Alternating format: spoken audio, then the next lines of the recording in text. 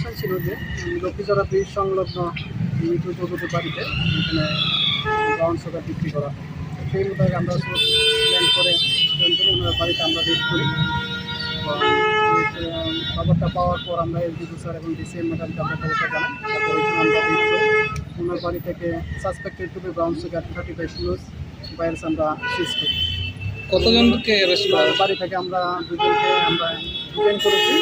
মিঠু চৌধুরী বাড়িতে নেই, বাড়ি থেকে পালিয়ে গেছেন। ওনার স্ত্রী এবং ওনার যে একজন সহযোগী নির্মল মালাকার, ওদেরকে আমরা ডিটেইন করেছি। নির্মল মালাকারের বাড়ি কোথায়? এটা লাঠি ওরা। এখন তাদের তাদের বিরুদ্ধে আমরা এনডিপিএস দ্বারা একটা কেস নেব। ঠিক আছে।